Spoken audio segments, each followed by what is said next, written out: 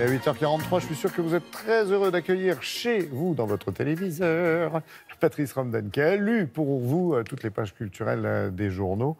Il y a de tout Oui. aujourd'hui. J'en ai tiré de quoi faire un petit jeu, votre petit Oh jeu non, préféré. Ça va pas recommencer. On va jouer à qui a dit quoi. Oui, je vous passe Benoît, j'ai plus de pièces. Ah, Benoît, c'est la première fois qu'il joue. Ah bah tiens, très bien, Une je vais le laisser citation, répondre. vous devez deviner, mais je vous aide, vous allez voir. D'accord. Qui a dit ? Aujourd'hui, on est résigné à tout.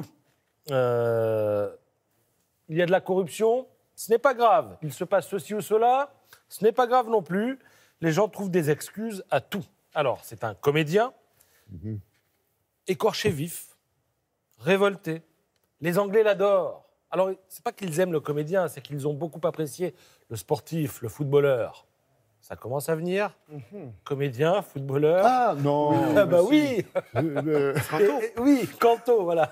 Cantona, que l'amour. D'accord. Éric Cantona, qui s'exprime ainsi dans Le Parisien. Alors, il est à l'affiche de Lettres à Nour, une pièce qui relate la correspondance entre un père et sa fille. La fille est partie en Irak rejoindre Daesh. Et le père, lui, est un universitaire musulman pratiquant et pris des Lumières. Il aurait pu jouer la mouette de Tchekhov. Oui, c'est vrai. Oui, oula, alors là, ça va chercher loin. Parce que c'est Cantona, la mouette. Sa fameuse citation, Oui. quand le pêcheur jette du poisson, c'est que la mouette est derrière. Voilà. Bon, il parlait des journalistes à l'époque.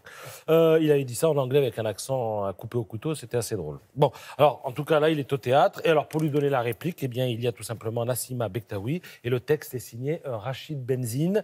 Et il explique qu'il a lu le texte, il l'a découvert dans un avion et qu'il était en larmes. Et c'est comme ça qu'il a accepté de jouer cette pièce. Qui a dit ? Je suis préoccupé par le sort que réserve aux enfants ce monde féroce. Je suis révolté par la façon dont sont stigmatisés ceux qui ne rentrent pas dans le moule. Le Père Noël. Non, c'est une chanteuse.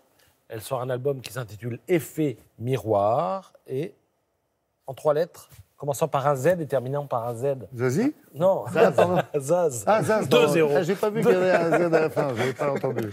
Alors, on comprend dans l'interview qu'elle accorde à l'humanité qu'elle n'était, elle, pas faite pour le moule. Elle vient de faire 3 tours du monde en 4 ans. Elle a été marquée par ce qu'elle a vu, notamment par le sort des enfants. Et elle dit un jour, je suis en Argentine, j'en ai rencontré un dans un hôpital psychiatrique. Elle s'étonne d'ailleurs qu'il y ait de plus en plus d'enfants dans les hôpitaux psychiatriques. Et il m'a dit, aujourd'hui je sors, je ne sais pas si je vais me faire tuer ou devoir tuer.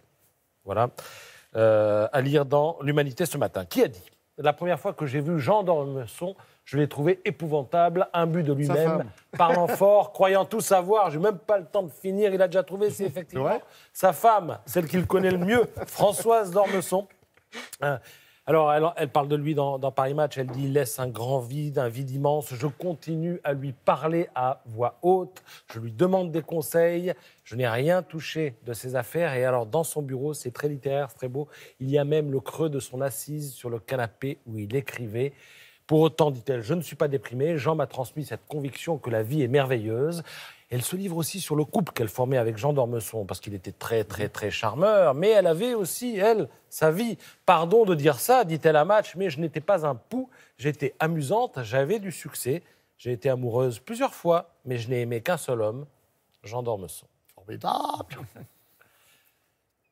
Terminé. Non bah oui, terminé. Non, j'en avais d'autres, mais bon, voilà, il faut laisser de la place aux petits copains. Donc.